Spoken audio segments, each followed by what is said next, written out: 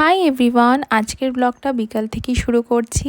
কারণ আমরা যাচ্ছি, আমাদের বাড়ি থেকে একটু দূরে একটা মন্দির আছে, তো খুবই সুন্দর। সেটা মা অনেকদিন ধরেই বলছিল, তো যাওয়া আর হচ্ছিল না। তো আজকেই প্ল্যান করলাম যে আমরা একটা গার্লস আউটিংয়ে যাব। আউটিং ঠিক বলবো না, বাড়ির পাশে একটা মন্দিরেই যাব।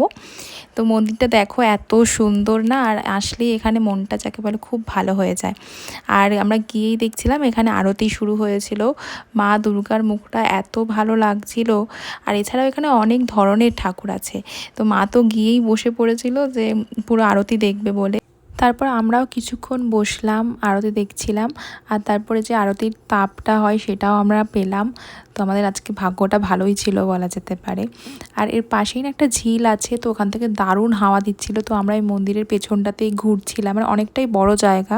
তো ঘুরে ঘুরে হাওয়া খাচ্ছিলাম, বেশ ভালো লাগছিল। তারপর বেরিয়ে আমরা গেলাম একটা জুসের দোকানে। তো ওটা হলো দিল্লি 6 বলে, এটা অনেকেই হয়তো চিনবে, এটার একটা ব্রাঞ্চ এখানে আছে। তো ওখানেই আমরা যাচ্ছিলাম। আর যাওয়ার সময় না এই মন্দিরটার বাইরে খুব সুন্দর সুন্দর ফুল ছিল। আর মা তো মানে ফুল দেখলেই পাগল হয়ে যায়। মা বলছিল মাকেও তুলে দে, তাই আমরাও একটু তুলে নিচ্ছিলাম ফটো। তারপরে শেকটা নিলাম, বেশ ভালো খেতে ছিল। এর আগে আমি অনেকবারই খেয়েছি। আর তারপরে বাড়ি চলে গেলাম। আজকের ভিডিওটা এইটুকুই।